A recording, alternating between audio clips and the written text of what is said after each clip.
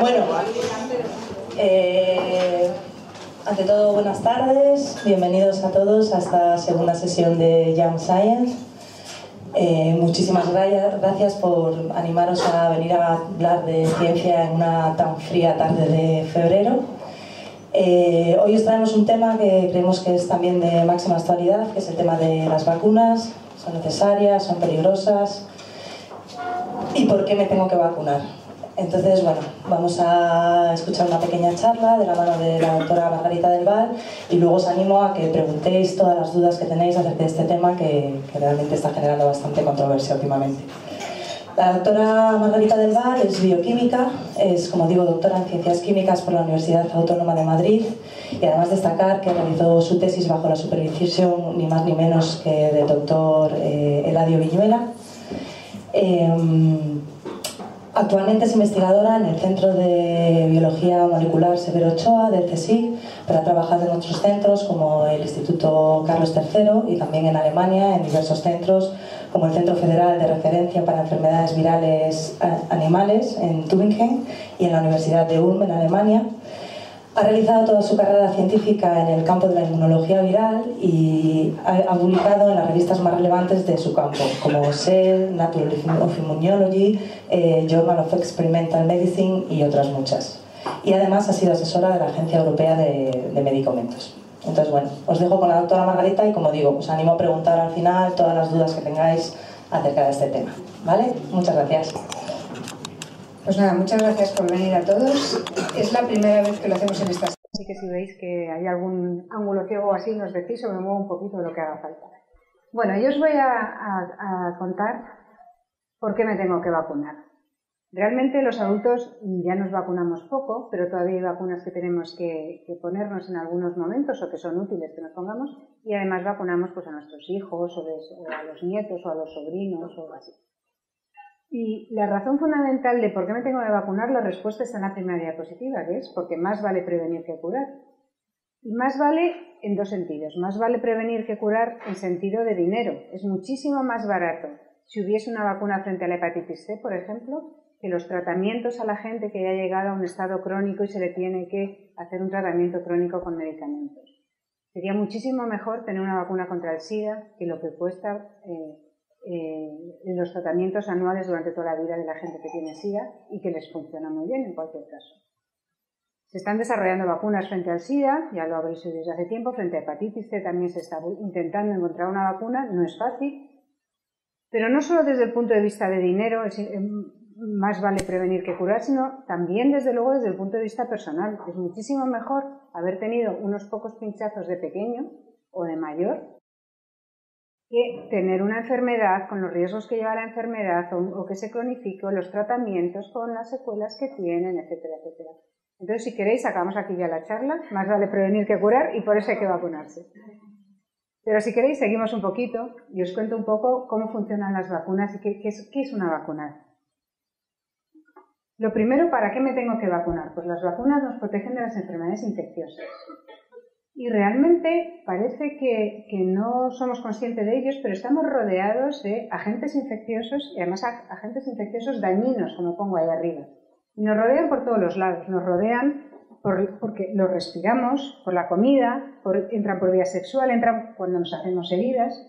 Y realmente no nos damos cuenta porque está ahí detrás, siempre dentro de nosotros, patrullando por todo nuestro organismo, nuestro sistema inmunitario, que es capaz de combatir a casi todas las enfermedades sin que apenas nos enteremos.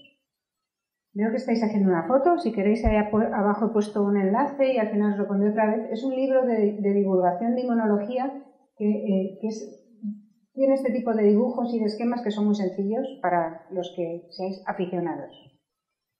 Bueno, ¿cómo logra el sistema inmunitario eliminar a los agentes infecciosos? Pues tiene varios sistemas. El más fácil, el primero es, se los come enteros según llegan.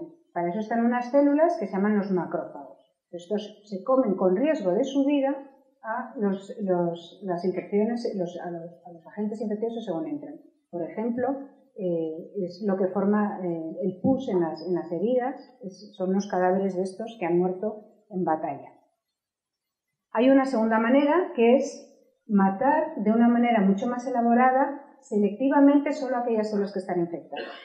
Y esto quien lo hace son los linfocitos T. Linfocitos T asesinos, que son los que yo he trabajado durante mucho tiempo, o citotóxicos. Reconocen a una célula infectada, la diferencian de otra que no lo es y matan a esa. De manera que si tienes una hepatitis, que tienes una zona del hígado que está infectada, no te matan a todo el hígado, te matan selectivamente solo aquellas que están infectadas y luego te recuperas.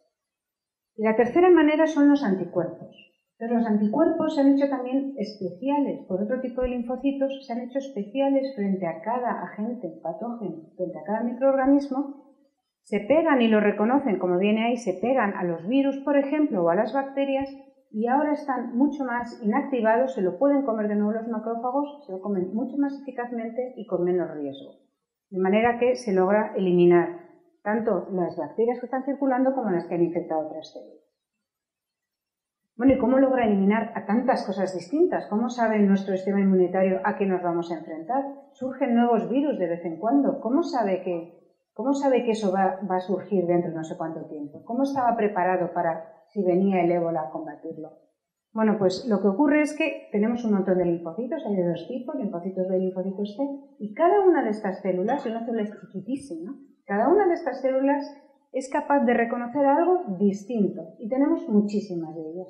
Tenemos, ahí lo pone, 10.000 millones de posibilidades de reconocer cosas distintas extrañas.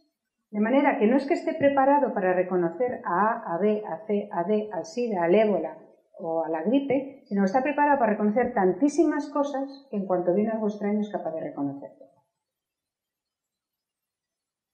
De manera que, imaginaros, comparando con ese potencial que tiene nuestro sistema inmunitario, pensad que no se gasta en absoluto porque nos vacunemos frente a 10 o 15 infecciones. Es prácticamente nada, no es ninguna tarea tremenda para nuestro sistema inmunitario que nos den una vacuna. Aunque a lo mejor cuando nos ponen una vacuna se nos enrojece y pensamos que qué cosa más tremenda está pasando ahí.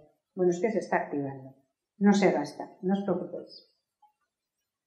Y otra cosa importante es que las vacunas solo protegen frente a la infección para la que han sido preparadas. O sea, no vale decir, bueno, yo ya me vacuné de la gripe y ahora me dicen que me vacune del tétanos. Pues casi no, porque ya me he vacunado de una cosa, no me voy a vacunar de muchas. No, solo protegen frente a aquello para lo que han sido preparadas. Por eso a veces surgen vacunas nuevas, se comercializan nuevas, como ahora una nueva, la del papiloma, y protegen frente a lo que no estábamos protegidos antes. Hay otros agentes que protegen también frente a las infecciones que no tienen nada que ver con las vacunas, porque las vacunas os he dicho que estimulan el sistema inmunitario, ¿vale?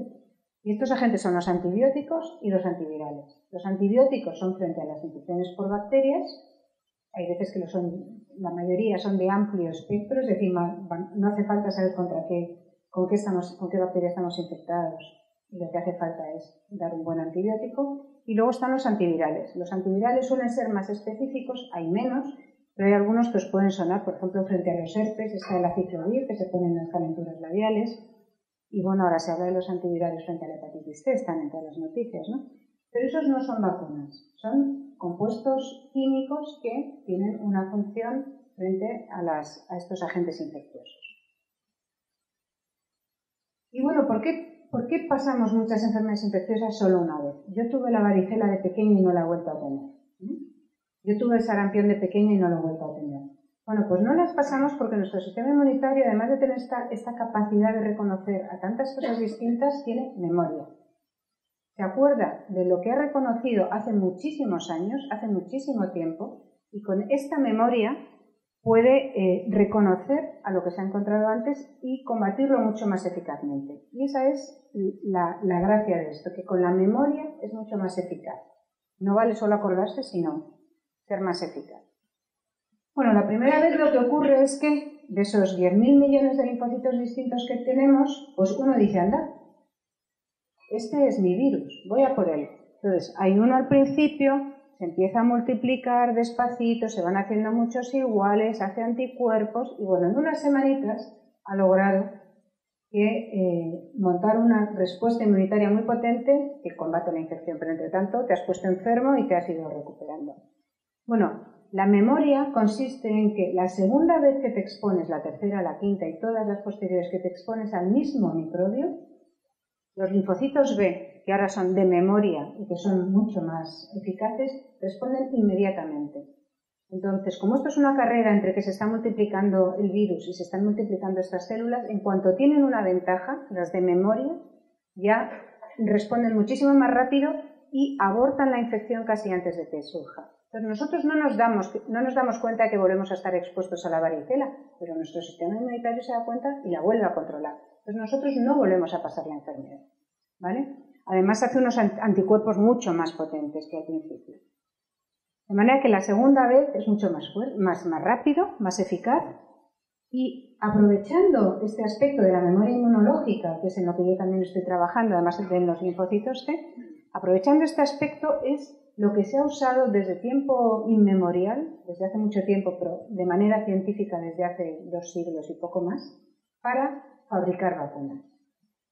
Entonces, lo que se hace es, le enseñamos a nuestro sistema inmunitario formas inocuas de los agentes patógenos, un virus atenuado, una bacteria inactivada, una toxina bacteriana, una proteína de un virus.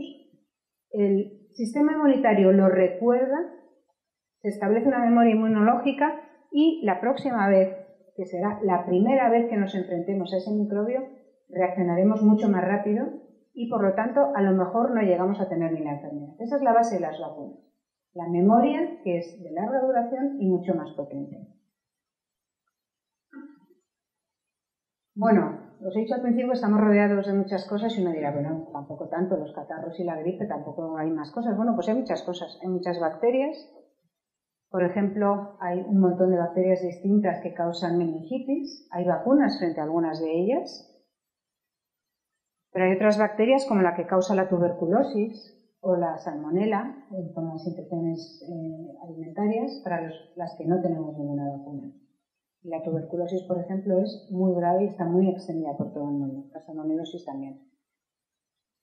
Hay virus para los que tenemos vacunas, que los conoceréis, la gripe, el virus de la rabia, que por suerte en España no hay rabia, por lo tanto no es normal que nos vacunemos frente a la rabia. Yo creo que nadie estará vacunado frente a la rabia aquí en España, pero en el norte de Europa sí que hay rabia. Y para estos tenemos vacunas, y sin embargo hay otros que son también muy conocidos para los que no hay vacuna todavía, el ébola, el SIDA, etc. Y luego hay otros agentes infecciosos que no son ni virus ni bacterias para los que no tenemos ninguna vacuna de ningún tipo. Hay hongos como el Aspergillus, que es da muchos problemas, infecciones hospitalarias a gente que tiene muy bajas las defensas, o hay parásitos como la malaria o como la leishmaniasis, que también los conoceréis, no solo de viajes al trópico como la malaria, sino la leishmaniasis hay bastante en España, en toda la cuenca mediterránea, y bueno, causa problemas serios. Hace un par de años hubo un brote importante en Leganés, creo que fue. Bueno, pues ¿cómo se sabe que una cosa funciona como vacuna? Porque hacer vacunas no es fácil. Lo habréis vivido a lo largo de vuestra vida con a ver si tenemos ya una vacuna para el SIDA. Hacer vacunas no es fácil. Entonces, una vez que se logra encontrar algo que pueda funcionar como vacuna, ¿cómo se sabe que funciona? Bueno, pues es muy fácil. Pues porque cuando se hace una vacunación de unos pocos, estos no se contagian si luego se les expone al patógeno, o cuando hay una vacunación generalizada de la población, que se logra bajar mucho la cantidad de gente que tiene esa enfermedad. Entonces, por ejemplo, vacunarse de la polio, que vosotros a lo mejor no recordáis, pero era gente que se quedaba sin capacidad de respirar y que estaba en el pulmón de acero toda su vida. los que se les complicaba la infección por la polio, pues vacunarse la polio la ha erradicado totalmente de las dos Américas, de Europa, de la mayor parte de Asia y de la mayor parte de África. Entonces, por ejemplo, estos son casos en Estados Unidos. Había una serie de casos a lo largo del siglo XX en bajada cero de polio, difteria, etcétera, etcétera. Entonces, hay vacunas que son más eficaces que otras y ahí las enfermedades desaparecen en cualquier caso de una manera drástica, ¿vale? Y os quiero llamar la atención sobre la frase que pone abajo. El desarrollo de cualquier avance en salud y en otros muchos aspectos se basa en el método científico. Y el método científico quiere decir que nos basamos en la evidencia que se tiene para llegar a una conclusión, pero al tener más conocimiento o al avanzar el tiempo, si las cosas avanzan, puede que cambie la conclusión. Entonces, cuanta más información se dispone, pues bueno, puede llegarse a una conclusión un poco distinta y entonces cambian las recomendaciones sanitarias. Y este es un caso más global del efecto de una vacuna. Hay una única enfermedad que se ha erradicado no de América y de Europa, sino de todo el mundo, y esa es la viruela. Solo una enfermedad de cualquier tipo ha logrado erradicar, la humanidad la ha logrado erradicar, y esta es la viruela. La viruela había muchísimos casos al principio, la mortalidad era bastante alta, era pues como ahora es el ébola para la gente que está razonablemente tratada, con una mortalidad de un 10, un 20%, era brutal. Diezmaba la población. Bueno, pues hace 2 siglos y un poco, en 1795, se demostró por primera vez de forma científica el método de vacunación. Se conocía, pero nunca se había demostrado, con lo cual no sabía si era un rumor o si funcionaba o tal. Ya venía de los chinos, pero la demostración científica fue hace 2 siglos y un poco. Unos pocos años después, el Imperio Español la dispersó por todo el mundo de una manera absolutamente eficaz y un modelo de empresa médica, vamos, una maravilla. La llevó hasta Filipinas, hasta Japón, por toda Sudamérica. Y se hizo un gran esfuerzo por la Organización Mundial de la Salud alrededor de los años 60-70 y se erradicó la viruela de la faz de la Tierra, ¿vale? Ya los casos de viruela han sido 0. Ahora se está intentando con la polio. La polio se está enfrentando a muchos problemas. No sé si habréis oído que hay sitios en Nigeria o en Afganistán con los talibanes que la gente que va a poner la vacuna y que va realmente a proteger a los niños, pues algunos sufren ataques y ha habido algunos asesinatos incluso de estas personas sanitarias.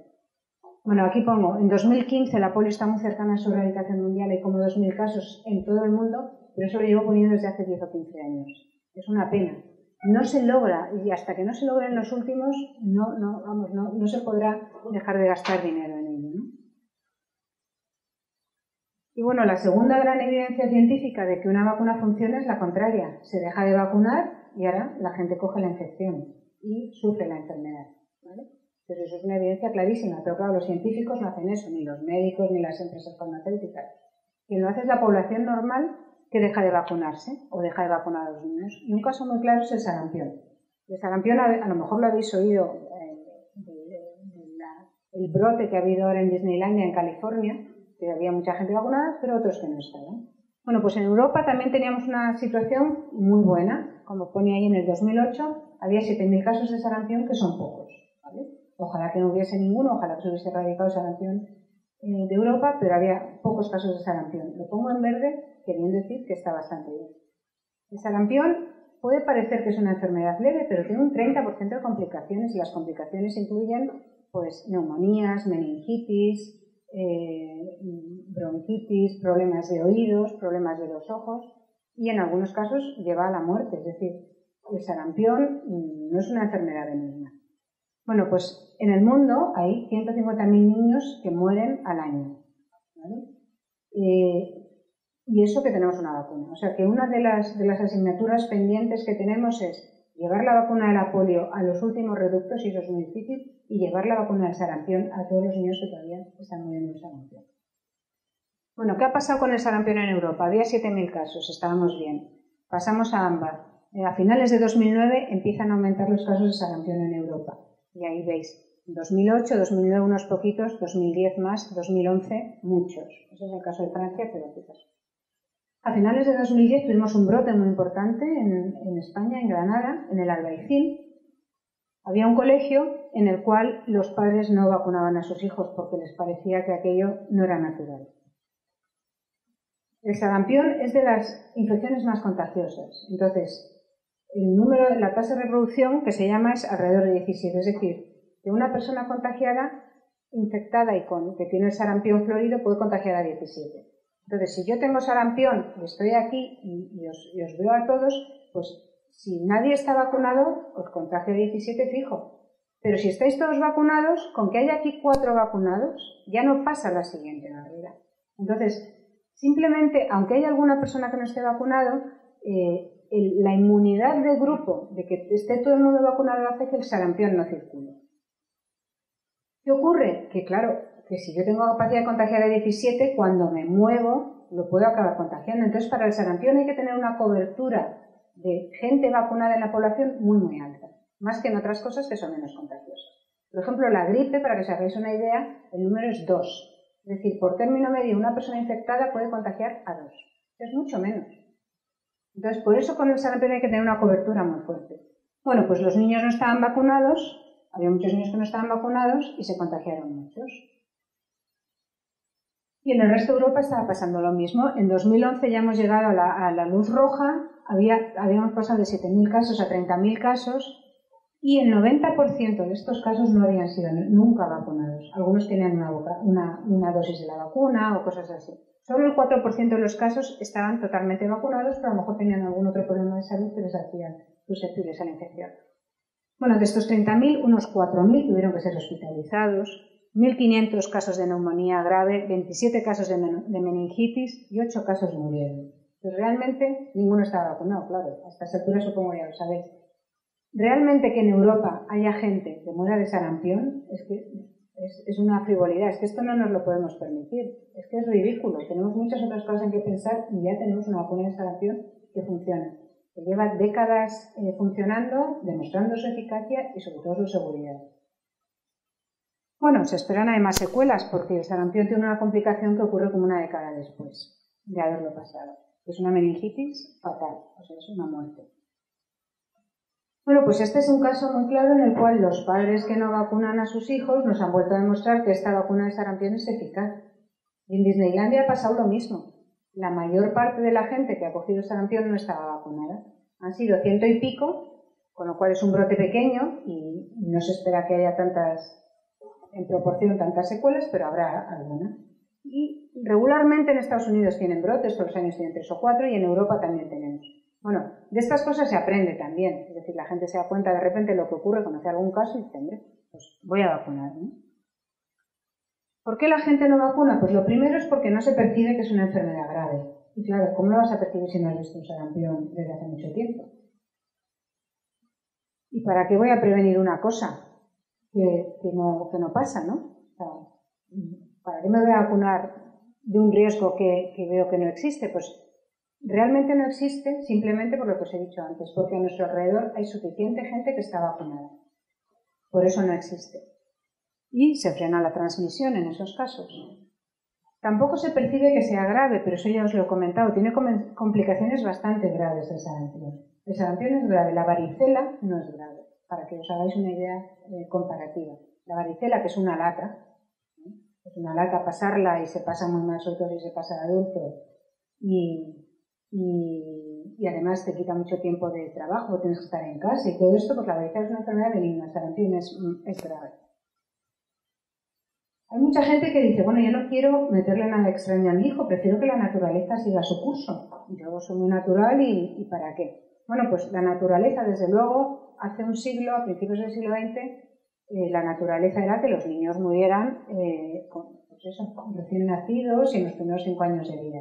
Vale, ahora ya no estamos en esa situación, no vamos a exagerar, no vamos a ser alarmistas, pero realmente la frase de abajo es muy importante.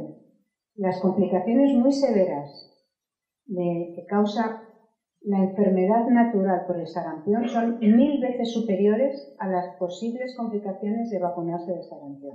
1000 veces. Es decir, la persona que, por ser más natural y por no meterle nada extraño a su hijo, decide no vacunarle, le está exponiendo a un riesgo 1000 veces superior si coge sarampión. Entonces, yo quiero que esta información llegue a la gente porque no necesariamente la gente lo sabe. Seguro que los padres no quieren hacer nada malo a sus hijos no vacunándolos, pero es que no lo saben y tiene mucho más riesgo la infección natural.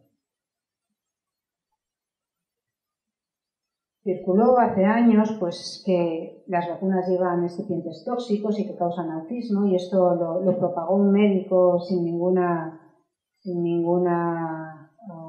vergüenza, claramente. Lo propagó un médico y bueno, el estudio fue fraudulento desde el principio. La publicación científica se retractó, se retiró, la revista, que era una revista muy prestigiosa, que era The Lancet, la retiró, aparece si entráis ahora en internet a intentar buscar esa publicación, está retirada. El Colegio de Médicos inglés, este fue un médico inglés, le acusó al médico de propagar esta hipótesis de un montón de cargos, más de 30. Entre ellos están abuso de exploraciones médicas a 12 niños y beneficio económico, ¿vale? Entonces, sin embargo, esta historia de que hay vacunas que están ligadas al autismo en la infancia se sigue propagando. Entonces esto, claro, como el miedo es libre, pues la gente lo ve y dice, pues no voy a vacunar. Bueno, es dificilísimo erradicar el miedo. Entonces, este miedo es absolutamente irracional que está basado en algo que es fraudulento. Hasta tal punto ha cundido eso que se ha hecho un estudio tremendo basado en 1,3 millones de niños y se ha demostrado, y lo pongo en lo que se ha demostrado para que veáis lo repetitivo que es. Se ha demostrado que no hay relación entre vacunación y autismo, entre vacunación y trastorno del espectro autista, etcétera, etcétera. Entre los adyuvantes que eran basados en timerosal, ningún otro adyuvante. Es decir, repetitivamente han demostrado con 1,3 millones de niños que de verdad que no hay ninguna conexión, que al principio podía parecer una hipótesis verosímil, pero es que enseguida se demostró que no tiene ningún sentido seguir con ello, ¿vale? En cualquier caso, el conservante derivado del mercurio, el timerosal, se ha retirado de todas las vacunas infantiles. O sea, no existe ya. Bueno, y el otro argumento o la otra falta de información es que, bueno, si mi hijo está bien alimentado, ¿para qué le voy a tener yo que vacunar? Con eso está protegido de todas las infecciones. El efecto de la buena alimentación, sin ninguna duda, es muy importante. Es decir, un niño malnutrido no asimila, tiene deficiencias y es mucho más susceptible a las infecciones. Pero eso realmente no ocurre en el mundo occidental. No hay tantos niños malnutridos, hay muy pocos. Hay gente que no vacuna, hay niños que no están vacunados, pero son bolsas de pobreza en el mundo occidental. O sea, no es que no quieran, es que no pueden acceder a las vacunas. Entonces, ahí todavía son mucho más necesarias las vacunas, porque si hay malnutrición, pues es más susceptible. Pero realmente, para un hijo de una familia que está bien alimentado, realmente ahí la protección solo la confiere la vacunación.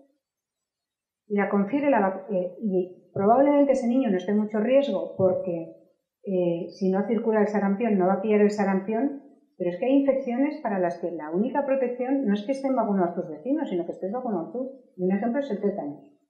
Si tú te haces una herida y coges el tétanos, da igual que tu madre y tu padre estuviesen vacunados o tu vecino de enfrente. El tétanos solo te proteges tú si estás vacunado del tétanos. O sea que realmente la protección la confiere una vacunación.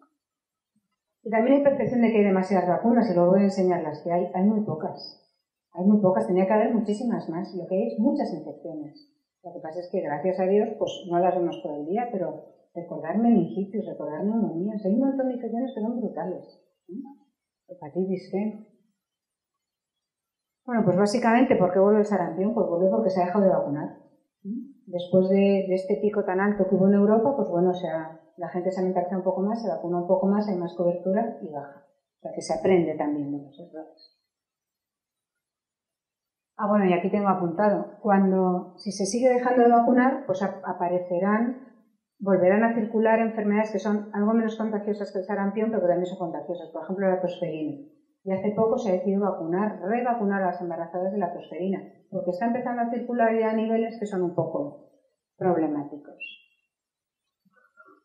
Bueno, la respuesta a todas estas preguntas es que no son eficaces, no son igual de eficaces todas las vacunas, hay vacunas más eficaces que otras, no todas son igual de necesarias, no todas requieren el mismo nivel de cobertura de la población, yo os lo comento con el sarampión, No todas están destinadas a toda la población, hay algunas que están destinadas a niños, otras a ancianos, otras a adultos, otras a grupos de riesgo, otras a viajeros, ¿vale? Y no todas se deben aplicar a la misma edad. Cada enfermedad es un mundo, cada infección es un mundo y los expertos saben eso. Entonces, en cada momento hace falta una vacuna o hace falta otra o hace falta varias. Entonces yo realmente a veces me preguntan por una vacuna nueva y me tengo que informar. Hay bastante información en Internet, la Agencia Española del Medicamento tiene bastante información, pero yo básicamente cuando no sé lo que hay sigo las recomendaciones de las autoridades sanitarias. Si dicen que me tengo que vacunar de la gripe a partir de los 65 años, pues me vacunaré cuando cumpla 65 años. Si me dicen que si estoy en un grupo de riesgo con mucha bronquitis, mucho asma y tal, pues me vacunaré, pero si no, no me vacuno, ¿vale? Entonces, ese es, digamos, el mensaje importante, seguir las recomendaciones. ¿Cuántas vacunas hay? Pues estas. 6 por 4, 24. No hay muchas. Se empezó hace 200 años, en 1796, con la de la viruela, y aquí hay una línea del tiempo. En los años 60-70 fue una explosión de vacunación, de preparación de nuevas vacunas, pero hay unas pocas. En azul están las que son frente a enfermedades causadas por virus, y en negro frente a las enfermedades causadas por bacterias, y esas son las que hay. De manera que, de verdad, aunque nos vacunemos de todo, no se nos gasta el sistema inmunitario. Y este es el calendario vacunal, ¿vale? Este es el infantil, a los bebés y a los adolescentes. El Sistema Nacional de Salud ya tiene un calendario unificado para todas las comunidades autónomas. En cuanto se unifica, esto lleva un montón de tiempo unificar para que uno no tenga la sensación de caramba, si vivo en Valencia, porque me han vacunado, me han dado una dosis y luego la segunda cuando me voy a Navarra no me la dan. Bueno, se logró unificar. Acto seguido ya empezó alguna comunidad autónoma a ser creativa y a decidir quitar una vacuna o poner otra. Pero bueno, todos los calendarios vacunales españoles son buenos, el Sistema Nacional de Salud es muy bueno y están todos bien. O sea que no os preocupéis por eso.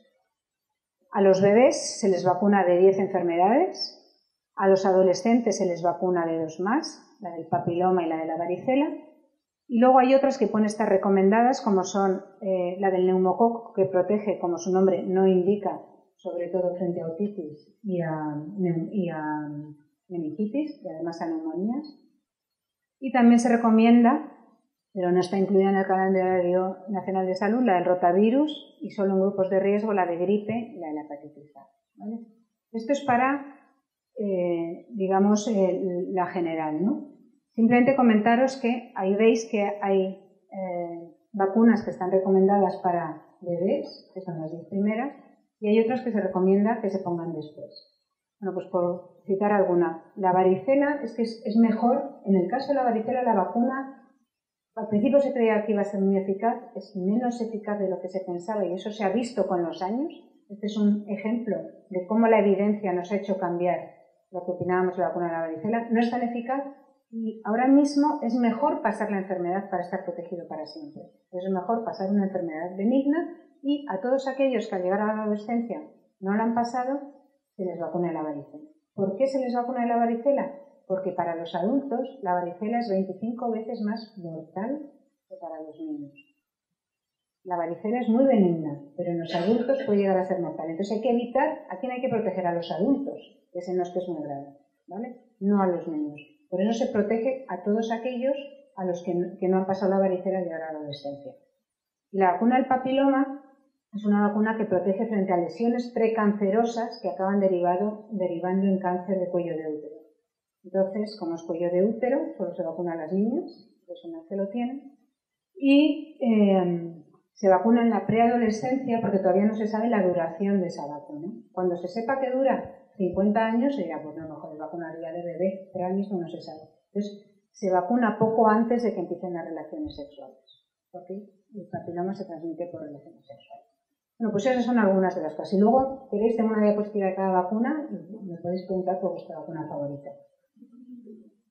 Bueno, y como aquí estamos, esto es el calendario, si queréis ver algo, y es como aquí estamos todos adultos, porque es un bar de copas y no es la chocolatería donde estábamos antes, pues este es el calendario de adultos. El calendario de adultos básicamente dice, morado es solo para grupos de riesgo, o sea que ya hay bastantes cosas que si no tengo grupo de riesgo, y me lo dirá mi médico, no me tengo que vacunar. Y amarillo, básicamente, es para aquellos que no se vacunaron de pequeños, porque de que se vivían en un sitio absolutamente aislado y no se vacunaron, eso es lo que hay que hacer. Y si no, hay que vacunarse a partir de los 60-65 años. Realmente, nosotros ahora mismo aquí no nos tenemos que vacunar prácticamente nada, salvo que tengamos una herida fuerte del tétanos, una dosis de recuerdo, pero si hemos tenido suficientes dosis tampoco nos hace falta. O sea que estamos ya protegidos, pero hay que proteger a las generaciones que vienen y hay que proteger a las personas que van pasando de 65 años. Y bueno, las vacunas también protegen de tumores. Ya os he comentado el papiloma, pero esto es una cosa que quizás no sabíamos. 1 de cada 6 tumores está causado por una infección. Es decir, hay muchos tumores que están causados por agentes conocidos, por agentes, bacterias o virus conocidos. A lo mejor hay otros muchos tumores que están también causados por infecciones y que todavía no se ha identificado qué virus o qué bacterias que nos causan. De manera que hay alrededor de 7,5 millones de muertes, por ejemplo en 2008 en ese caso, por tumores que son causados por una infección. Casi siempre es en países pobres, que tienen más infecciones, menos cobertura sanitaria y menor alimentación. Y no son cosas muy raras, son cosas que conocemos todos. El helicobacter, cuando se cronifica a largo plazo, causa cáncer de estómago, y varios virus, el virus de la hepatitis B, el virus de la hepatitis C, el virus del papiloma, que os he comentado, el cáncer de cuello de útero, y el virus de Epstein-Barr, que es la mononucleosis infecciosa o la enfermedad del beso, que en un caso, en una proporción muy baja y sobre todo en el sudeste asiático, no se sabe por qué, aquí no, acaba causando un cáncer y en unas zonas de África nasofaríngeo. Bueno, pues estos causan millones de casos de cáncer y algunas de estas se pueden prevenir por vacuna. De hecho, 1,5 millones de casos de cáncer se podrían prevenir si se extendiesen estas vacunas, la de la hepatitis B y la del papiloma, a todo el mundo. O sea que también es algo, quizás un aspecto que sea más desconocido, pero también las vacunas nos protegen de complicaciones de una infección.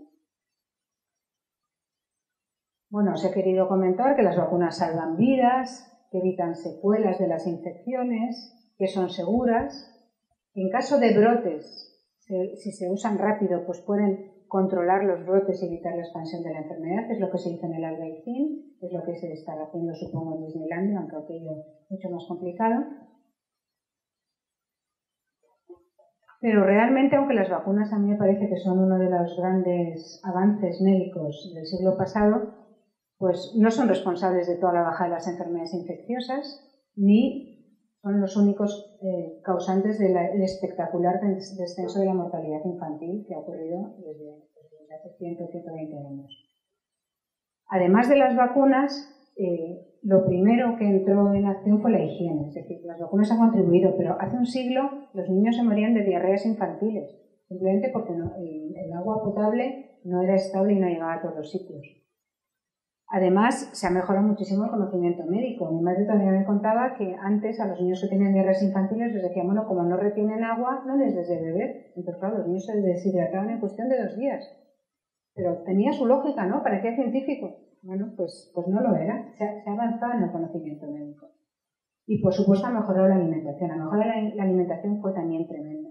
Y además se ha notado mucho en que mejoró la alimentación de la población, seguía mortalidad infantil, y cuando mejoró a lo largo de 5, 10, 15 años la alimentación de las madres que daban a luz a los niños, mejoró la mortalidad infantil de esos bebés. Es decir, no es solo la alimentación de los bebés, propiamente el sujeto de la infección, sino de sus madres, que estuviesen bien alimentadas y tuviesen hijos más sanos. Y bueno, por supuesto, a mediados del siglo pasado, los antibióticos. Entonces, la higiene, el conocimiento médico, los antibióticos, las vacunas, realmente son los que han contribuido a que se pase de una expectativa de vida alrededor de 40 años a superior a 80 años, ¿no? Bueno, entonces, ¿para qué nos vamos a vacunar? Si ya está todo arreglado, me limpio muy bien, me pongo antibióticos cuando tenga algo o antivirales. Bueno, la higiene no es suficiente, es decir, cualquier viaje fuera de la zona, digamos, de la burbuja en que no circulan estas infecciones, se puede pillar cualquier tipo de infección. O por contacto con la globalización. Disneylandia lo ha demostrado muy claro. Tú vives en California, vas a tus niños a Disneylandia y de cualquier parte del mundo te ha podido contagiar esa infección. Y luego los antibióticos no hay que exagerar. Los antibióticos solo valen para las bacterias, no valen para los virus, ni los hongos, ni los parásitos. Y tenemos un montón de bacterias, la flora intestinal, que son básicas para nuestro bienestar. Como usemos los antibióticos, nos las cargamos también, porque los antibióticos no diferencian entre las buenas y las malas. Entonces, realmente, yo recomiendo vacunarse con estas pocas vacunas que están recomendadas y que existen todavía. Yo espero que se desarrollen muchas más vacunas. Hay muchas enfermedades que ya os he comentado que conocemos y que estaría fantástico que desarrollasen nuevas vacunas. Y por ahora vacunarnos de las que podemos. De esas 24 hay varias que no habremos visto nunca. La fiebre amarilla no nos vacunamos si no vamos a zonas tropicales. La rabia ya os he dicho que no hay. O sea, hay bastantes que no nos tenemos que vacunar. O sea, que son poquitas y vacunas. Y lo último, vamos a ver la otra cara de la moneda. Las reacciones adversas de las vacunas. Riesgo cero no existe para nada. Riesgo cero no existe ni para salir a la calle y que te caiga la teja de una casa, aunque jamás he visto a nadie que le caiga una teja. Pero puede ocurrir. Los medicamentos no tienen riesgo cero, salvo los que no tienen principio activo, salvo los que son agua. Y las vacunas son un medicamento. Son uno de los medicamentos más seguros porque están dirigidos a nuestros hijos. Y los médicos y los farmacéuticos también tienen hijos y también son padres y madres. Pero son de los medicamentos que tienen un perfil de seguridad más alto de todos los que hay. Pero bueno, puede ocurrir que alguno dé una reacción adversa y eso se localiza cuando se analizan grandes poblaciones vacunadas. Entonces, bueno, si sospecho una reacción adversa de la vacuna, lo que hay que hacer es dar parte. Lo ideal es tener apuntado el lote o que lo tenga apuntado el médico, tener la cartilla vacunal y informar. No quiere decir que sea una reacción adversa, yo solo lo puedo sospechar porque en un solo caso no se puede saber. Y claro, uno puede decir, bueno, pues si tenía reacciones adversas, ¿por qué no me han avisado? Pues bueno, en la de sarampión yo ya os aviso, yo ya lo sé, el riesgo de la vacuna de sarampión es 1 en 1.000.000 y ojalá que se erradique y ya no nos tengamos que vacunar nadie. Pero en la vacuna más nueva que se acaba de empezar a desarrollar todavía no se sabe el riesgo que hay porque los ensayos clínicos se han hecho con miles de personas, pero no con cientos de miles, que son las que se acaban vacunando, o con millones. Entonces, cuando va avanzando el conocimiento de la gente que está vacunada, pues se puede saber qué riesgos tienen. Entonces, en ese momento, pues si se avisan, si los médicos o incluso nosotros avisamos, pues se puede llegar a ver si hay una relación clara de un riesgo a una vacuna. Si hay una vacuna que tiene problemas serios y se demuestra que la causa de esos problemas serios es la vacuna, se retira. Y desde luego ha habido casos recientes, en los últimos años, de lotes de vacunas o de vacunas enteras que se han retirado de la circulación. Si hay riesgos, se les retira la autorización de venta. Y si no hay riesgos, pero no es eficaz, pues también se cambia la pauta de recomendación. Si de verdad no son eficaces, no se venden en absoluto, se retiran de la circulación. Si son poco eficaces, como la de la varicela, se cambia la recomendación de cuándo vacunarse. Por eso se ha cambiado la adolescencia. Si son bastante eficaces, pero a largo plazo se recomienda que se revacunen. Entonces, por ejemplo, con la del sarampión, que es la triple vírica, de vez en cuando se recomienda revacunarse. Hace 2 o 3 años se recomendó revacunarse a la gente de 20-23 años. Bueno, pues resultó que se vio a lo largo de los años que los niños que se habían vacunado en no sé qué años, en los años 90, pues no estaban bien protegidos, pues se recomienda. Y si no es nada eficaz, pues se retira también, claro, no se vende nada que no sea nada eficaz. Y lo de abajo os lo digo, aunque sabemos que no lo vamos a hacer nadie, apuntar los lotes de todas las vacunas. Pero bueno.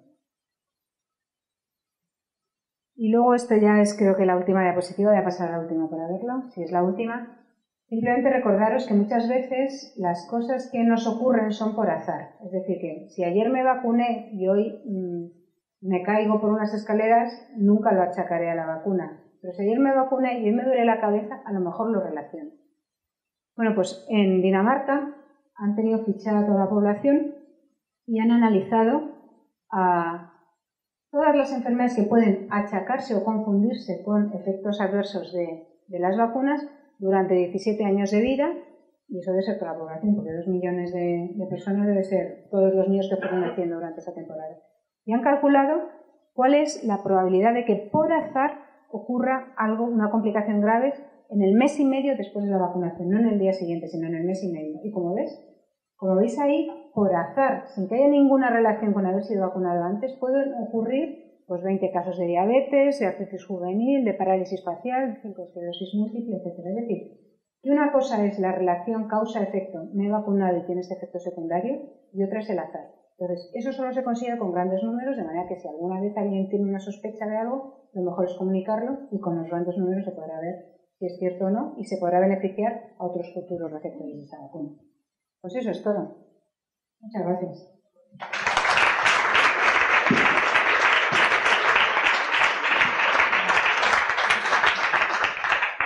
Pues ya habéis visto que sí que sabe el tema, controla, así que yo creo que es vuestro momento de preguntar todas las dudas que tengáis, porque no creo que haya nadie mejor ni tan cercana para responder a ellas.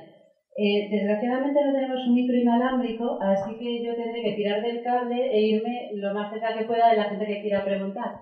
Los que estáis al fondo, que sé que vais a preguntar, os venís aquí adelante y así ya os lo puedo pasar más fácilmente. Venga, ¿quién se anima primero?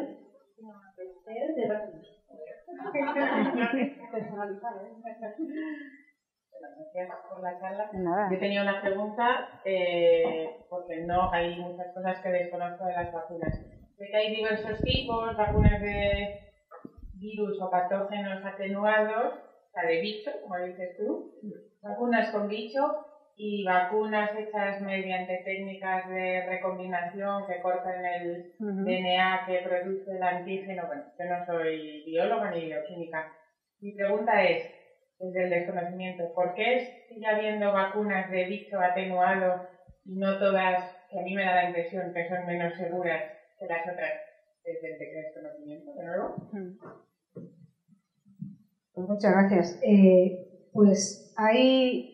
Lo has dicho perfectamente, hay algunas que son atenuadas y otras que son inactivadas o que son una subunidad. Sigue habiendo vacunas vivas, atenuadas, porque son más eficaces.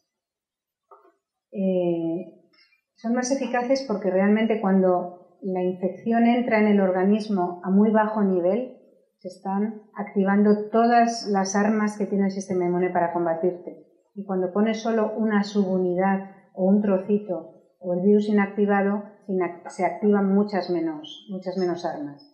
Entonces, un ejemplo claro de eso, casi siempre es difícil hacer vacunas, pues para casi todas las enfermedades para las que hay vacunas hay de un tipo o del otro y no se puede elegir.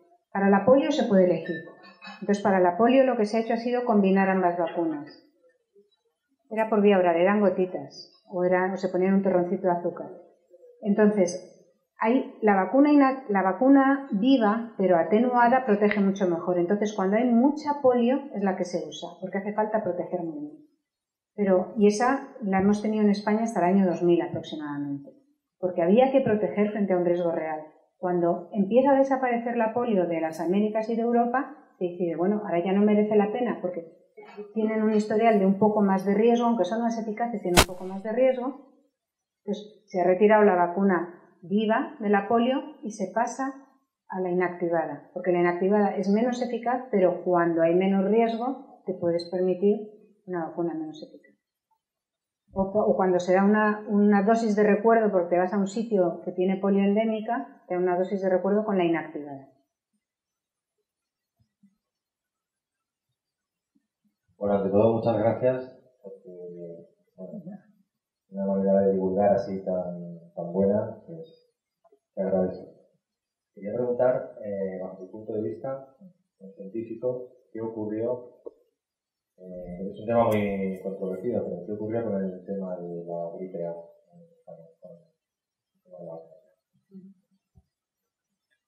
Pues lo que ocurrió con la gripe A es que cada enfermedad es distinta. Entonces, la experiencia de las pandemias quiere decir cuando una enfermedad nueva se extiende a toda la población mundial. No indica en absoluto que sea una enfermedad muy grave.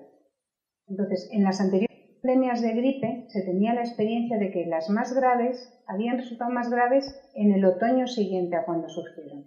Entonces, tenemos experiencia de 2 o 3 pandemias de gripe históricas que esté documentado.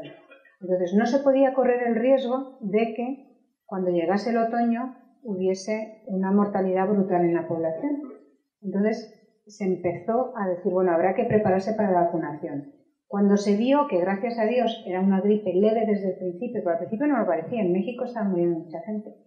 Cuando se dieron cuenta que era una enfermedad leve y que no parecía que en otoño iba a venir una ola grave, pues quiero decir, las vacunas estaban preparadas, se vacunó a la gente estaba vacunando y poquito a poco, con más evidencia, se vio que cada vez era menos necesaria una cobertura vacunal brutal, porque era una enfermedad más benigna, era una pandemia pero era benigna. De todas maneras, la gripe A es la que tenemos ahora. O sea, quiere decir que ha venido para quedarse y ahora nos estamos vacunando. Quien se vacune de la gripe se está vacunando, igual que se vacunaron los primeros. Lo que ocurrió con la gripe es que el miedo nos pudo. Entonces parecía que nos íbamos a morir todos, pero médicamente se fue viendo, pero con muchísima observación y con muchísimo seguimiento, que no era tan grave como podría haber sido. Pero es que no se sabe, cada vez es una cosa nueva, es impredecible. El ébola también pensaron que, como siempre habían sido unos brotes de 50 personas o 100 personas, que no iba a pasar lo que ha pasado en África Occidental, y fíjate lo que ha pasado. Es impredecible. A toro pasado, yo habría hecho otra cosa, pero es muy difícil.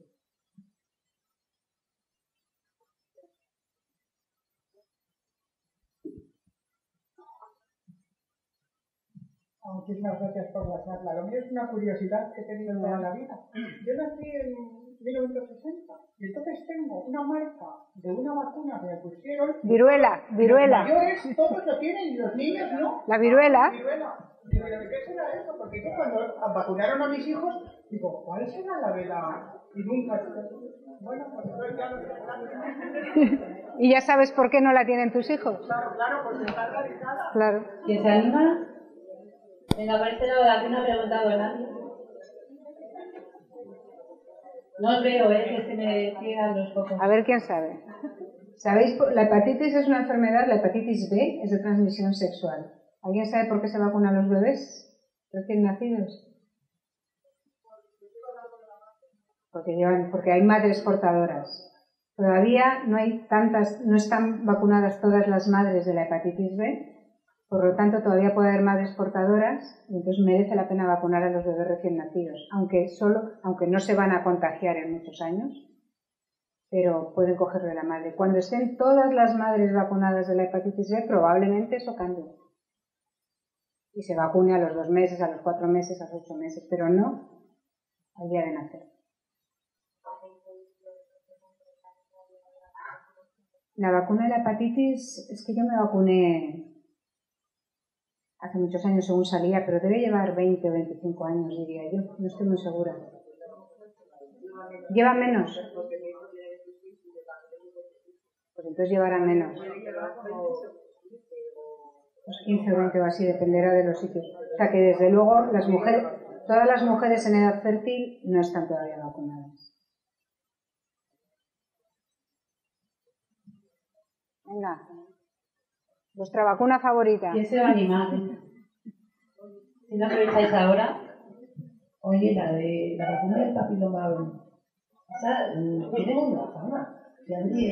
Se dan casos de niñas que hablan muy mal de ella. No sé, convéncenos.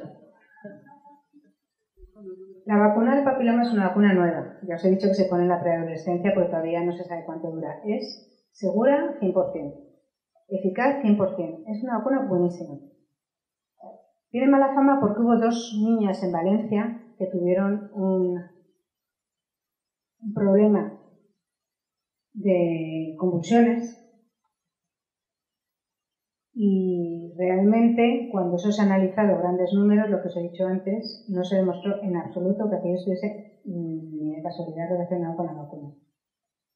Desde entonces, que fue la primera o la segunda, el primero o segundo año de campaña, hasta ahora que han pasado a lo mejor 5 años más, se tienen muchísimos más números de vacunación, es muy seguro. La vacuna del papiloma, de nuevo, te está protegiendo frente a un riesgo que tú crees que no existe. Es decir, una niña de 14 años dice, ¿cuándo va a desarrollar un cáncer de útero? Que es dentro de 20 o 30 años. Bueno, pero se acaba desarrollando ya una cierta incidencia de cáncer de cuello de útero. Todavía no se sabe que esa vacuna proteja frente a cáncer de cuello de útero, por cierto, porque claro, llevan 5 años poniéndola. Entonces, ¿cómo va a decir alguien que protege el cáncer? No, no protege el cáncer. Protege de lesiones precancerosas. Pero es muy probable que vaya a proteger del cáncer, porque el cáncer del cuello de útero siempre va precedido, siempre va precedido de una lesión precancerosa de este tipo, ¿vale? Entonces, lo que han considerado las autoridades sanitarias es que no sería ético vacunar a 10.000 personas y esperar 30 años a ver si protege el cáncer o no, cuando es una vacuna tan segura. Entonces, no sería ético hacer eso y dejar al resto de la población sin vacunar, porque sigan desarrollando el cáncer. Una vacuna muy segura. No es una vacuna viva, es una vacuna inactivada, muy eficaz. Pero no protege frente a todas las cepas. Protege frente a las que causan cáncer, que son el papiloma 16 y el papiloma 18. Y protege frente a 2 más que causan verrugas muy molestas, pero no cancerosas. Hay muchos tipos de papiloma y están metidos los 2 que causan cáncer. Hay 2 tipos de vacunas de distintas clases comerciales y ambas tienen los importantes. Entonces, también, como ha comentado ayer antes de ir, desde el desconocimiento, si están eficaces y están seguras, nos deberíamos vacunar todas las mujeres, ¿no? Es que solo está demostrado que protege si es antes de la exposición al virus. Entonces, la otra posibilidad es que se diga, bueno, pues yo quiero saber si he estado expuesta al virus. Bueno, pues no es tan sencillo, porque la primera vez que una se expone al virus, se tienen anticuerpos, pero luego desaparecen. Entonces, si eres positiva, has estado expuesta al virus, por lo tanto, no te va a hacer efecto la vacunación.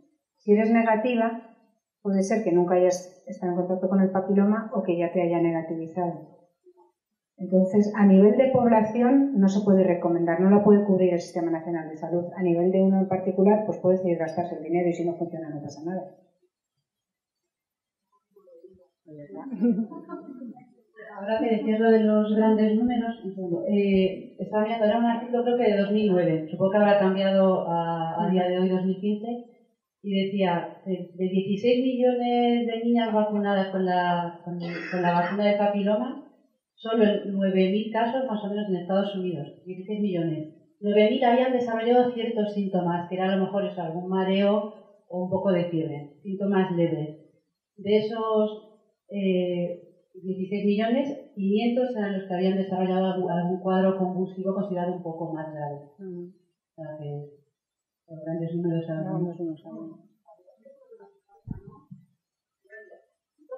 O la repito si quieres. Dos preguntas. Cuando una enfermedad se considera erradicada, por ejemplo la viruela, ¿se sigue manteniendo? Porque es lo que dice que no había cepas en el futuro y se había presentado muchas veces. ¿Qué pasa, por ejemplo, con la vacuna de la viruela? ¿Y la otra? De la misma manera que, por ejemplo, los vecinos que se va a poner a las personas, hay grupos culturales o religiosos que rechazan las vacunas, no ya por causas, digamos, económicas, que no puede,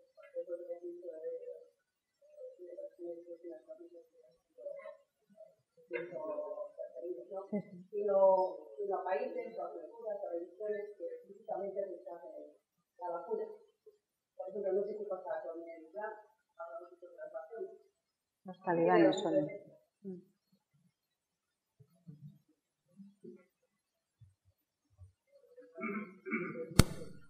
La primera, cuando se erradica una enfermedad de la faz de la Tierra, como solo ha habido una, te digo lo que se ha hecho en ese caso, que es la viruela, se monitorizan todos los casos durante 2 años o 3 años más, se sigue vacunando a todas las zonas hasta 2 años o 3 años después de que desaparezca de esa zona, de esa área geográfica, la enfermedad, y al cabo de los 3 años se declara erradicada. Pues se declaró erradicada en 1979, pero en el último caso fue unos años antes. Hay vacuna de la viruela.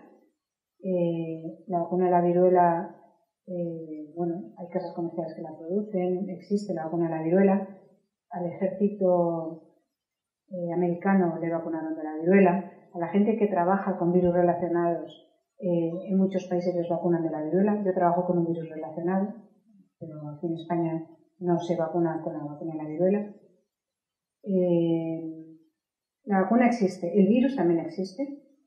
El virus virulento se sigue guardando, por lo menos lo guardan los rusos y lo guardan los americanos.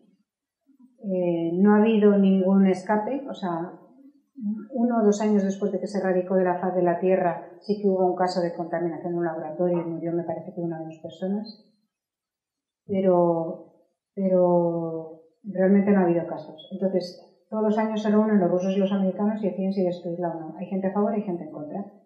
Hay gente que dice vamos a destruir el virus y así ya nos lo quitamos de encima, y hay gente que dice ya lo destruyes tú, lo destruyo yo, y un iraní que lo tiene o un coreano del norte que lo tiene, no ganamos nada. Mejor lo tenemos y si vuelve a surgir en algún momento por accidente o por bioterrorismo, pues podemos analizarlo otra vez y preparar más vacunas.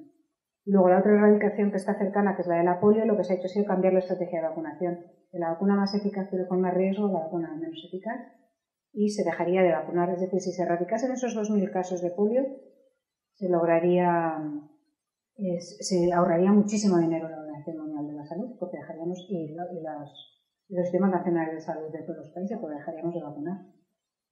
Y en cuanto a grupos religiosos, pues los que yo conozco son los talibanes y algunos grupos animistas del norte de Nigeria. No son razones religiosas, sino son razones antioccidentales más bien. Y el otro día nos comentaban el caso bastante desastroso, yo creo, de que la manera que tuvieron de capturar a Bin Laden fue montar una campaña de vacunación ficticia para lograr identificarle y sacar DNA y saber que era él. Es decir, cuando llegaron a su casa sabían que estaba en esa zona. Y lo hicieron montando una campaña, la CIA montó una campaña de vacunación ficticia o verdadera, pero que no hacía falta, ¿vale? Que no hacía falta. Entonces, los colegios de médicos de Estados Unidos han protestado a la CIA y la CIA ha dicho palabrita del niño Jesús no lo vuelve a hacer, pero vamos. Y en el norte de Nigeria también ha sido por problemas de van a esterilizar a nuestras mujeres, etcétera, etcétera. Pero no en el Islam, son perfectamente razonables y se reconocen.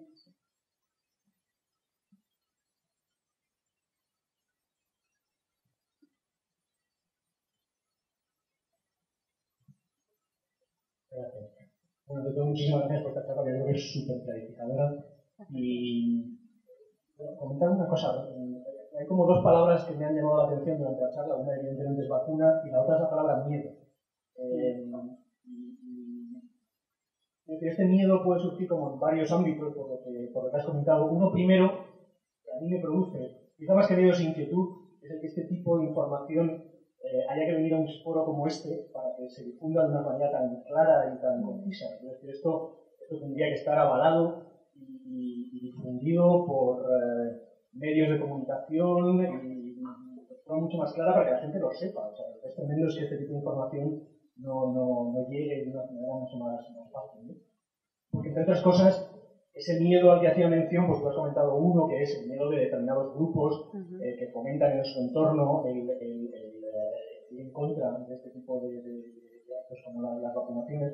Pero bueno, creo que son más localizados. A mí lo que me parece quizá un poquito más de inquietud es el otro miedo que es más generalizado, que es el miedo que produce el dar información sobre una determinada enfermedad, un posible aprovechamiento económico que siempre está en el ambiente, ¿no? De determinadas farmacéuticas se puedan aprovechar un miedo generalizado de difundir una enfermedad. Y de hecho yo creo que eso estuvo un poco en el aire con el tema de la IPA, que yo creo que tú lo has calificado mucho, pero es inevitable el pensar que alguien pueda aprovecharse de fomentar un miedo determinado para difundir un producto que evidentemente en su difusión pues, puede ocasionar las ventas de miles de millones de euros o de dólares, ¿no?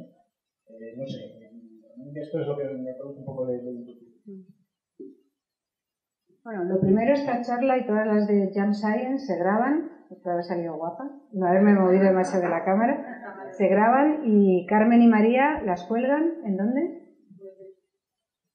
Facebook, Twitter, se las enviamos a las sociedades científicas que colaboran con nosotros, también están colgadas en el canal de YouTube de Agora Mundi, que hay que agradecer de las grabaciones. Ellos también las difunden, pero fundamentalmente las redes sociales es lo que más les llega.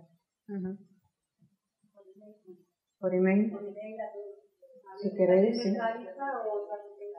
Y por lo visto vais a montar también, ¿no? En Agora Mundi vais a montar las diapositivas algunas, o sea que incluso es para eso. Y luego, ¿de quién fiarse para no tener miedo? Pues realmente de los sitios oficiales, de la Agencia Española del Medicamento, del Servicio de Salud de la Comunidad de Madrid, hay una página muy buena que es los Institutos Nacionales de Salud de Estados Unidos, de los NIH, está en castellano, está en inglés y en castellano, todo. Entonces, allí tienen información sobre un montón de cosas. Los sitios oficiales te dan una información bastante buena. Hay que saber buscarlos. Claro, pero como en todo no puedes decir, lo he leído en Internet. No, hay que leerlo en Internet en un sitio oficial. Y bueno, ese es el miedo a que haya algo que no sea seguro. Y luego, el miedo a que te engañen intentando vender vacunas. Pues realmente la vacuna es uno de los medicamentos con los que las farmacéuticas hacen menos dinero. Porque te lo ponen 1, 2, 3 veces y ya nunca más en tu vida en general.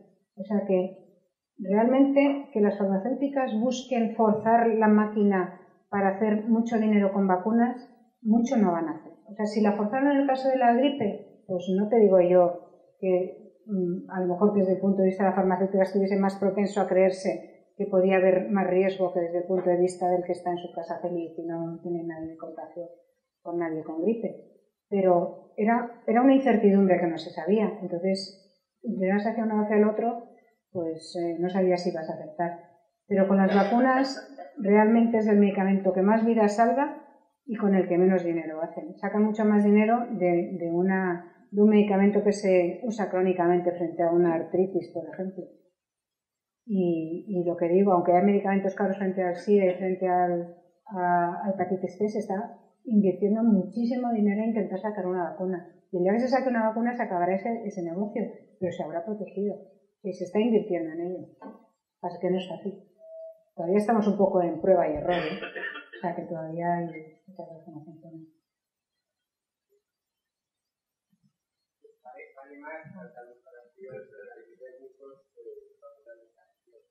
Claro.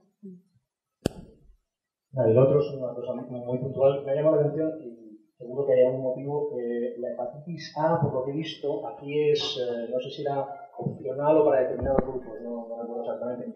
Me ha llamado la atención, por ejemplo, que en Estados Unidos es una vacuna que si mandas a un chaval a estudiar, te la piden como obligatoria. ¿Esto es por algún motivo? La hepatitis A es la vacuna del viajero, digamos.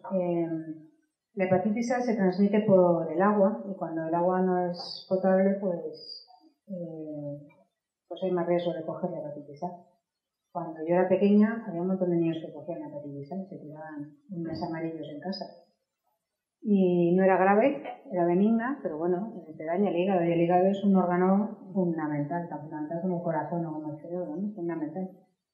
¿Y por qué la piden en Estados Unidos? En Estados Unidos son más fascistas que el Papa y piden más vacunas que otra cosa. En Estados Unidos para escolarizar a los niños en muchas cosas es obligatorio que estén vacunados o que presentes una objeción de conciencia informada por un médico. ¿Hay más hepatitis A en Estados Unidos que aquí? Pues no estoy muy segura. A lo mejor en las zonas semitropicales, digamos en las zonas del sur de Estados Unidos lo hay. La verdad es que no lo sé. ¿Lo sabéis?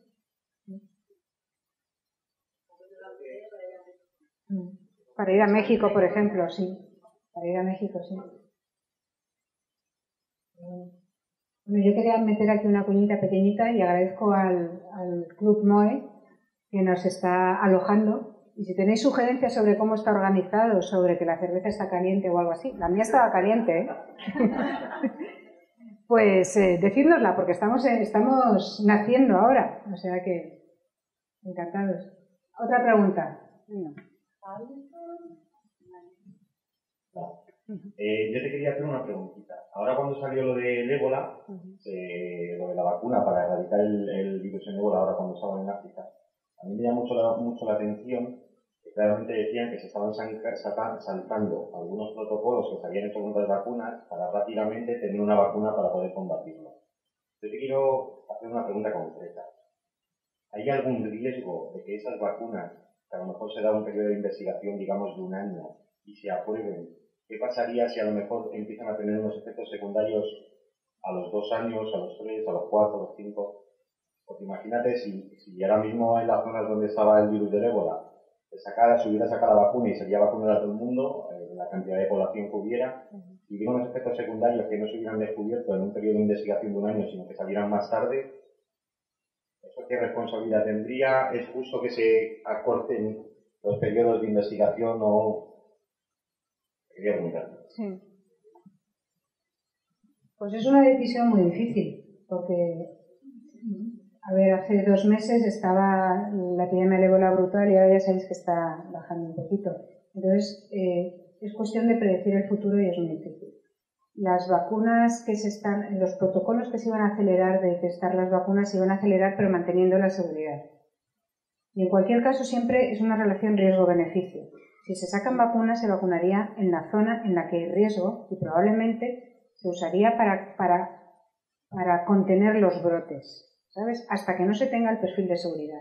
Ahora mismo es un brote de ébola que no se sabía si iba a ir exponencial y extenderse a todo el mundo como la peste, si se iba a autocontrolar después de 20.000 muertos o si, como al principio, después de 20 o 30 muertos se iba a autocontrolar. Entonces, cuando se ha decidido hacer vacunas y hacerlas mucho más rápido, ha sido para lograr llegar a esta gente que ahora mismo está infectándose, que tienen un riesgo muy alto de infección y para poder llegar a ellos. Las 2 vacunas que yo conozco que estaban más avanzadas son vacunas de un estilo nuevo, son recombinantes, tienen pinta de ser muy seguras, pero no hay ninguna otra parecida. Realmente es que cada vacuna es única, muy pocas hay parecidas. Entonces podría ocurrir eso. ¿Qué ocurriría con eso? Que antes de vacunar a una población como España, en la que no hay ébola, se harían todos los protocolos de seguridad. Pero si yo vivo en España, quiero todos los protocolos de seguridad, pero si yo estoy viviendo en Liberia, yo prefiero que, aunque no haya protocolos de seguridad tan estrictos, los haya suficientemente buenos y que a mí me vacunen porque el riesgo es muy alto. Entonces es toda una cuestión de riesgo-beneficio y dónde estás y en qué momento de una epidemia. ¿Una pregunta más? Carlos, preséntale. No, yo creo que no, porque si no se te oye la respuesta.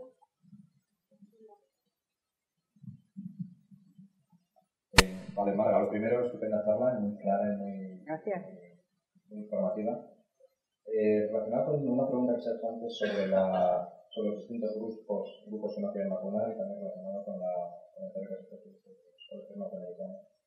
¿No crees que había que ser realmente un poco más enérgico con el tema de las vacunas? Porque en una charla como la tuya queda clarísima esta efectividad, queda claro que funciona, queda claro que cuando no se vacuna la gente vuelve a la enfermedad, queda claro que protegen al grupo, que por un padre pasado de postmoderno, en el peor sentido de la palabra, que no quiere vacunar, pone en riesgo al resto de su clase, por ejemplo, o al resto del autobús. Entonces, ¿no crees que tendría que ser obligatorio, realmente? O sea, que impere el sentido común, la razón, y estas cosas que empezaron en la Revolución Francesa. Es decir, si quiero ser hippie y dejarme el pelo largo es estupendo, pero si quiero ser hippie y no vacunar a mi hijo no es estupendo, porque ahí se va a cenar. Entonces, hay un fenotipo de personas, un tipo de personas que son los mismos que no vacunan, que además funcionan en la homeopatía, por ejemplo. Entonces, ¿no crees que si no entra el sentido común y la razón por las buenas tiene que ser de forma legal? Es decir, usted no va a vacunar a su hijo, no va a poder. Y por lo tanto, usted descarga a su hijo y va a la cárcel. Sé que es muy enérgica, ¿no? Estoy poniendo en el peor. Pero, quiero decir, razón, sentido común, evidencia científica llevada a la sociedad. Sí. Empezamos con la polémica, esto ya me empieza a gustar más a mí. Pues entra. No, yo... No. A ver, obligar a la gente. Hay distintas maneras hay distintas políticas de vacunación en Estados Unidos, o si no vacunas a los niños no les puedes llevar ni a un campamento de verano, o tienes que llevar una objeción a la vacunación después de haber pasado por ver a un médico. Y en algunos estados de Estados Unidos es obligatorio. En el Albaicín, cuando hubo aquí el brote, el juez obligó a vacunar a todos los padres, obligó a que todos los padres vacunasen a sus hijos para contener ese brote. El brote no es solo para proteger a los hijos, y como decías tú, al autobús y a todos los hermanos menores de 1 año que todavía no se han podido vacunar. Es que eso es una población que está absolutamente desprotegida. En España no es obligatorio. Yo creo que la mayoría de Europa no es obligatorio porque gran parte de estas campañas antivacunas surgen de que hace no sé cuantísimos millones de años en Inglaterra decidieron obligar a vacunar. Lo hicieron con un lote malo de una vacuna. Pero eso en el siglo XIX. Entonces, aquello de aquel problema vienen todos los movimientos antivacunas que brotan y rebrotan en Inglaterra cada cierto tiempo. Yo creo que en España, con la confianza tan fuerte que hay en el Sistema Nacional de Salud y el buen nivel de cobertura de vacunación que hay, más vale convencer que obligar. Pero en algunos casos a lo mejor sí que sería importante o habría que considerar si debería ser obligatorio vacunar. Yo creo que ahora mismo la gente suele informarse bien, aunque hay algunos, lo que dices tú, que se pasan de posmodernos, que dicen yo muy natural y no vacuno, pero bueno. Más opiniones. Esto es cuestión de opinión, así que ¿qué haríais si os obligan a vacunar a vuestros hijos? Sí, yo simplemente, opino como tú, por siempre es mejor convencer que obligar para cualquier cuestión en la vida, pero sí que creo que debería de quedar claro, no solo en esta charla, sino efectivamente que llegara más a la población, que todos deberíamos de ser capaces de contestar a esa gente que te dice, ya bueno, pero es que es una decisión personal, ¿no? Porque yo creo que aquí ha quedado muy claro lo que dices, lo que decía Carlos, el beneficio y que no son peligrosas, etcétera, etcétera. Pero en un momento dado siempre uno puede alegar a su libertad individual para decir que es una decisión personal. Y yo creo que lo que tiene que quedar claro es que no es una decisión personal, es una irresponsabilidad y es insolidario con mucha parte de la población. Entonces, obligar no, porque entiendo que siempre es mejor educar, pero sí que la gente tenga claro que es poco solidario con muchos sectores de la población pues, que son todavía muy pequeños o que por determinadas razones de inmunodepresión no pueden vacunarse o que no les ha sido, la vacuna no ha sido efectiva para ellos, etcétera, etcétera. Y otra vez se me da la cabeza, porque yo quería decir otra cosa. Exactamente, que es una cuestión de responsabilidad. Entonces, yo no sé si se ha quedado claro, igual sí que estaría bien aclararlo un poquillo más, tú que lo explicas fenomenal. ¿Qué les podemos decir a todas esas personas que todos conocemos que pueden alegar es una decisión personal? O sea, y me refiero sobre todo a la importancia de la inmunidad colectiva de la que has hablado antes. O sea, cómo el hecho de que un porcentaje suficiente de la población esté vacunado crea una barrera que protege a aquellas personas que por determinadas razones no estén. Y otro aspecto que no sé si lo hemos comentado, que es el hecho de que además hay determinados microbios, como por ejemplo los virus, que tienen una altísima tasa de mutación y que además el hecho de que siga habiendo personas infectadas y que el virus esté residiendo todavía en ciertos individuos permite que se generen quizás formas, ¿no?, mucho más virulentas, mucho más... O sea, esa es otra razón por la que es necesario. O sea, que quede claro. Sí, lo último, lo de las formas virulentas. Hay muchos virus que son muy variables, entonces los que son muy variables es mucho más difícil montar una vacuna que proteja frente a todas las variantes. El más variable de los que conocemos ahora es la hepatitis C, que es números gordos, como 10 veces más variable que el del SIDA, que sabéis que era muy variable, ¿no? Y como 100 veces más variable que el de la gripe, que nos tenemos que vacunar todos los años. Pues la variabilidad es una barrera a hacer vacunas importantes, pero bueno, se pueden hacer. El de la polio también era variable y sin embargo se ha logrado pillarle su talón de Aquiles. Luego, otra cosa clara que yo quería dejar clara es que si alguien nos dice que hay una vacuna homeopática, reídos como se habéis reído por aquí, no existe una cosa como una vacuna homeopática. La homeopatía es agua de la fuente, es un timo y desde luego a los linfocitos no les hace recordarse nada más que el agua en el que están ya nadando en nuestro organismo. Y el otro punto que quería decir, se me ha ido. Ah, sí, la inmunidad colectiva. La inmunidad colectiva es, vamos a ver, el que no se vacuna es como quien viaja gratis en un autobús. Es decir, él sigue viajando, el autobús va, el gasto del autobús es el mismo, han pagado el billete todos los demás y él viaja gratis. Pero realmente cuando entra el inspector, el que lo paga es, la multa es el único que no iba vacunado. O sea que es que realmente los demás te están pagando el viaje, pero quien más va a sufrir es el propio que no se vacuna. Además de la responsabilidad frente a los demás, es decir, cuando la abuela se pone mala y va el niño y coge cualquier cosa en el colegio porque no está vacunado y se lo pasa a la abuela, es una irresponsabilidad brutal. O sea, o cuando vas con los niños vacunados con una vacuna homeopática a África, es que bueno, la gente lo hace y es una burrada. O sea, los niños van a coger algo y a lo mejor cogen una cosa crónica de por vida. Hay pocas vacunas, vamos a protegernos de esa. Ya nos expondremos si queremos aventura y riesgo a todas las demás. Es que realmente yo creo que es falta de información. O sea, yo creo que desde luego antes de hacerlas obligatorias habría que informar mucho más. Y bueno, pues informad vosotros. Muchas gracias por venir.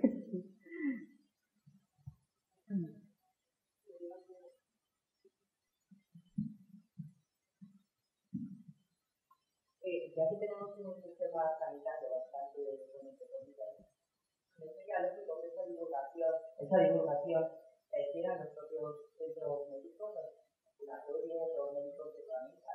Serían los que deberían informar de todo esto. También lo hacen, ¿no? Pues no sé cómo días. O sea, tienen que vacunar de esto. Punto. No te dan las informaciones. Sí. Debería ser desde ahí, desde donde debería partir.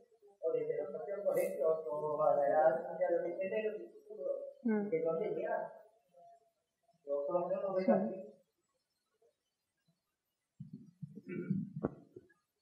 Sí, si se pudiese explicar más, desde luego mucha gente se dejaría convencer, porque muchas veces te causa suspicacia las cosas que no entiendes, y que las ves oscuras y que no te explican, ¿no? Los médicos sí, si tuviesen más tiempo podrían divulgarlo más. Quizás una diana son los colegios, efectivamente. Si alguien tiene algún colegio yo me ofrezco, pero sí, o sea, si queréis sí, porque realmente esto es expandir un poquillo la confianza y el conocimiento. Si la cesta nos invita, vamos. Vale. Por ahí atrás.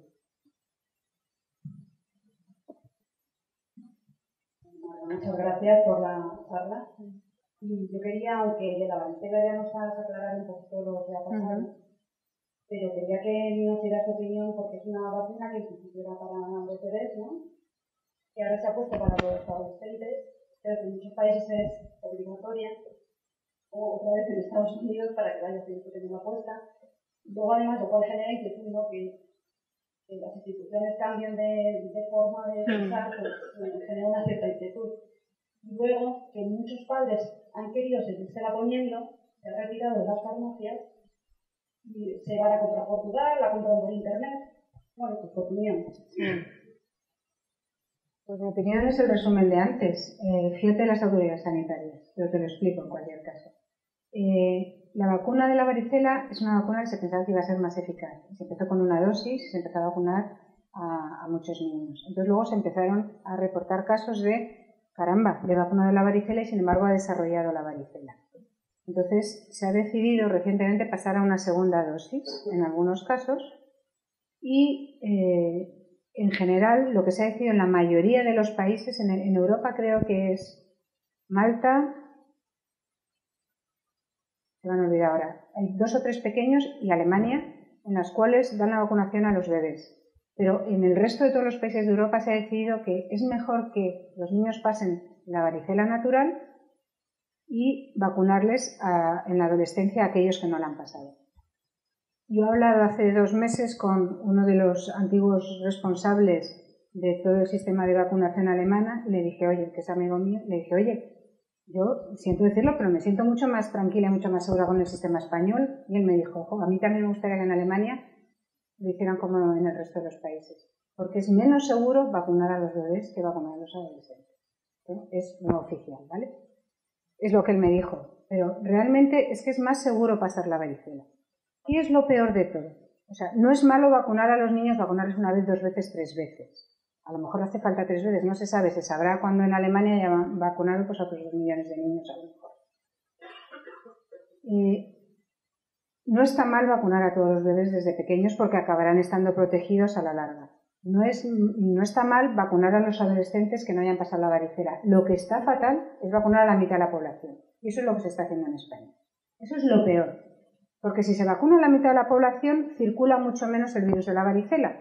Si circula menos el virus de la varicela, mi niño ya no lo coge cuando tiene 2 años, que es mucho más benigno, y lo coge a lo mejor cuando tiene 10. O mi cuñado lo coge cuando tiene 28. Entonces, Si circula menos el virus, lo que se logra es llevar la enfermedad hacia aquellos puntos en los cuales es de verdad grave, que es a los adultos. Y eso es lo que se estaba logrando en España, con cada uno vacunando a quien quería yendo a comprar en la farmacia. Por eso lo han retirado. Porque un extremo, que es vacunar a todos los bebés, o el otro extremo, que es vacunar a todos los adolescentes, es bueno. Pero que esté vacunada la mitad de la población es muy malo. Porque la población más susceptible la estás aumentando. Hay cada vez más adultos susceptibles porque no cogen la varicela de pequeños ni están vacunados, sino que la cogen de adultos. En cualquier caso, la vacuna de la varicela lleva 6 o 7 años en la Comunidad de Madrid, no lleva más que eso. De manera que ahora, cuando han dejado de vacunar a los bebés, habrá niños con 6 o 7 años que no hayan estado vacunados, pero todavía pueden pasar la varicela a los 10, 11 años y les vacunan en un año. O sea que no llegan a adultos sin pillar la vacuna de la varicela. O sea que no hay ningún problema en haberla retirado. Y estaba en la Comunidad de Madrid y en Navarra solo. Ya os dije que en 2012 unificaron todo. Bueno, pues ya empezaron a ser creativos en cada comunidad autónoma. Entonces, ahí, ahora mismo, tal y como está el estado de la ciencia y tal y como está la vacuna, es mejor vacunar a los adolescentes. Que se desarrolla una mejor vacuna, que se observa algo distinto, pues a lo mejor cambia. Sí que crea incertidumbre cuando te cambian las cosas. Y no te lo explican. Pero sí, se puede explicar. Lo que pasa es que también la gente oye a veces lo que quiere oír. Es decir, que es difícil explicarlo todo, es difícil explicarlo y a veces te lo explican y entiendes otra cosa. Entonces, bueno, pues hay veces que los médicos prefieren decirte tómate esto en lugar de explicarte todo lo que tiene. Tú tómatelo, tú fíjate de mí y tómatelo. Pero sí, los cambios causan incertidumbre, pero se hacen porque son necesarios. Hubo una temporada en que se quitó una vacuna de rotavirus, luego se volvió a poner, se dijo que podía tener riesgo, luego se dijo que no, y en aquella época la gente decía, ¿y qué hago? Bueno, pues haz lo que te digan en este momento porque es lo que piensan que es lo más seguro.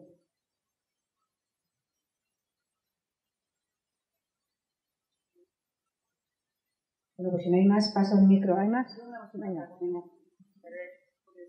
A mí me gustaría saber en qué trabajas actualmente, o sea, qué investigación estás desarrollando. Te lo cuento. Estoy trabajando en saber cómo los linfocitos T asesinos reconocen a las células infectadas y cómo hacerlo más eficaz, de manera que se puedan hacer vacunas más eficaces. Si yo infecto con una vacuna una célula y aprendo qué está ocurriendo en esa célula y lo hago más eficaz, mi vacuna podrá ser más eficaz. Y la otra parte en la que estamos trabajando es cómo mejorar la memoria inmunológica, cómo lograr que sea más potente. Son investigaciones muy, muy básicas, pero que nuestro horizonte es siempre saber cómo desarrollar la vacuna. Bueno, pues yo quiero dar las gracias a Carmen y a María, que son aquí las organizadoras y las que me liaron, como decíais el otro día, las que me liaron para dar esta charla. Así que un aplauso para ellas.